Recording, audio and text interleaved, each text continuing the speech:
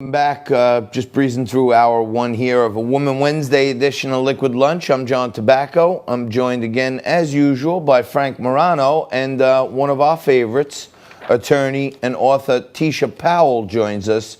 Teisha's a nationally recognized legal analyst and author of Trump Must Win. The dark days ahead for Americans will face if Trump is not reelected in 2020. Hey, Teisha, how are you? Good, John. Good to see you, Frank. Good to see you, John.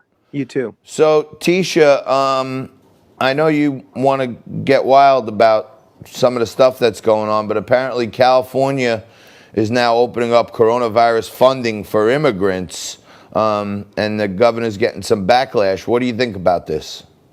Well, John, a lot of Americans didn't have a paycheck for 7 weeks. I think this is an insult to injury that the governor of California is so liberal that he's willing to give away money to illegal immigrants who are here illegally, and they're hardworking Americans who didn't get a paycheck for 7 weeks, but he's not willing to donate that money to the American citizens.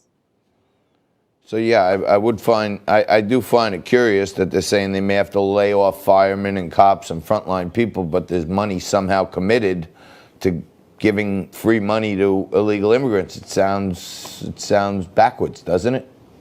It does, and especially now, Americans are hurting. And why can't this governor in California respect that and probably trickle the money to the American people and not illegal immigrants? But this is, the state that Nancy Pelosi reigns in. And as you could tell, this is how the Democratic Party is. It's just giving away everything for free and nothing for the American people. And this is why we need to vote for Trump. Well, Teisha, you're not going to get an argument from me on this front, but just to play devil's advocate, illegal aliens do play a pretty important role in our economy, right? I mean, they go to stores, they buy things, they patronize restaurants, and they're much more likely to, because they're probably on the lower socioeconomic sphere, put that money back into the economy. While we may not like it as taxpayers that our money is going to illegal immigrants, every purchase they make, states and cities get to take a little bit of sales tax revenue with that purchase. Understanding while we may not like it, does it make a little bit of economic sense to at least have them pump that money back into the economy and support small businesses? No, because that buying power would go directly to the American taxpayers who would use the money anyway and purchase stuff. So I don't think that we need, I think this is a bad timing. I think that Americans are hurting. How can you give away if you don't have it? One drowning man cannot save another. So here we are in this coronavirus scare, and we have a governor who is so either just out of touch with reality or just want to be very hurtful. He's going to give away taxpayer money to people who are here illegally when people who are here legally need the money, and they need it now. This is why we're voting Trump. We got to do something about the illegal immigrants coming here. So, Teisha, it does seem like this isn't fair because, you got Americans who are sitting there locked in their house, losing their jobs. I know Frank's point is, hey, if they get some money, maybe they'll at least pay sales tax.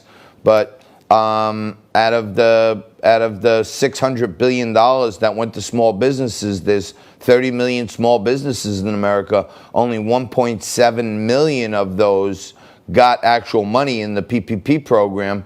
I would think every penny that's going to an illegal immigrant would be better spent going to a small business who can keep people alive.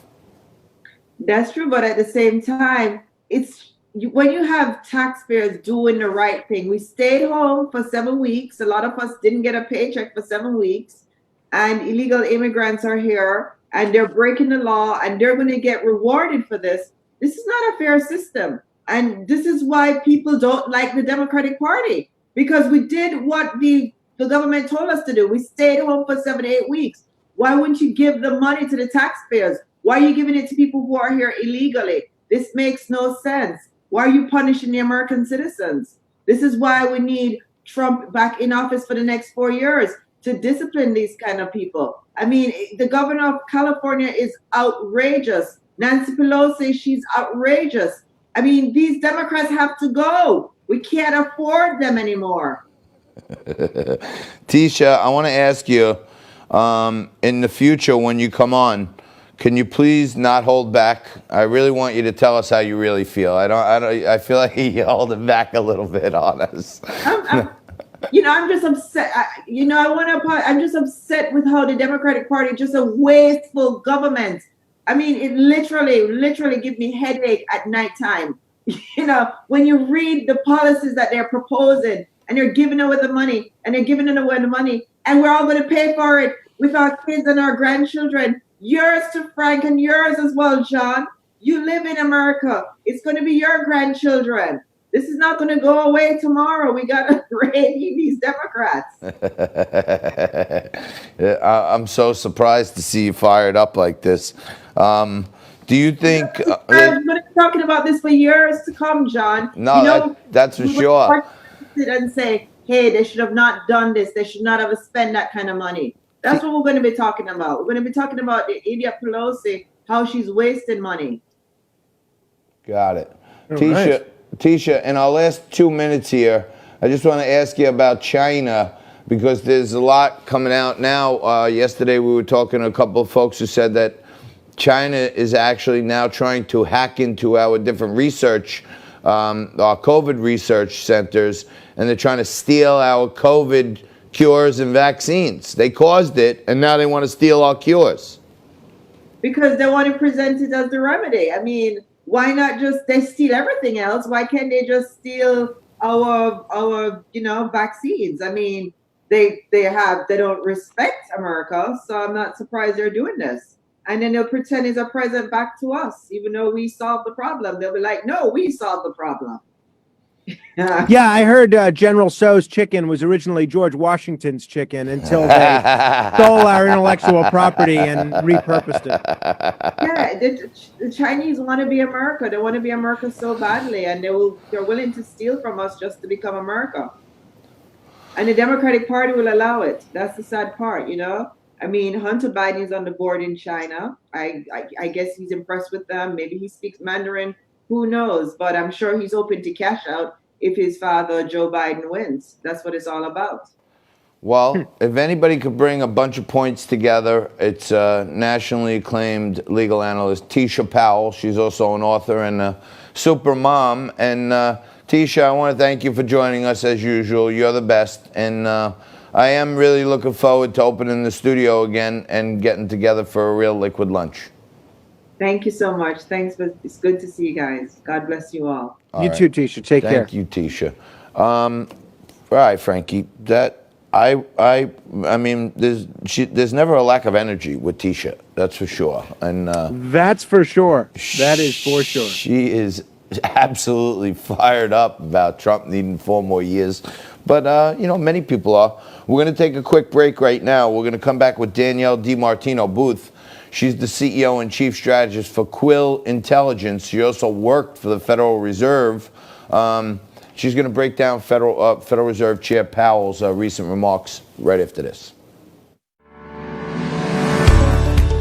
Most financially successful people own assets that make them money while they sleep. They usually own real estate, vehicles, intellectual property, equipment, and more. These assets make passive income through leases, subscriptions, royalties, and fees that don't require time, energy, or attention. Your assets do the work, and you collect the check. So what kind of asset should you buy? The most valuable companies in the world, like Amazon, Google, and Apple, all have the same thing in common. They make a majority of their revenue from data technology assets, storing, collecting, processing, and providing data. It's all about the data.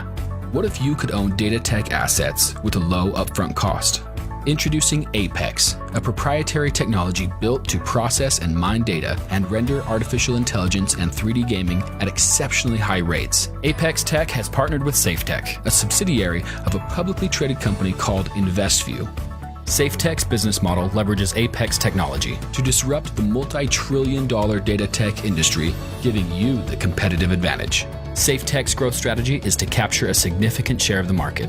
SafeTech will enter into a 60-month lease with owners of Apex Systems. Why would they do that? Why not just buy all the equipment themselves? The same reason most companies lease instead of own, to scale quickly without the upfront costs and for the tax benefits. So how do you get started? You purchase an Apex system. Then you can lease it to SafeTech for 60 months at a rate of $500 per month. That's a total of $30,000 paid to you over the life of the lease. So what's your responsibility besides purchasing the Apex system?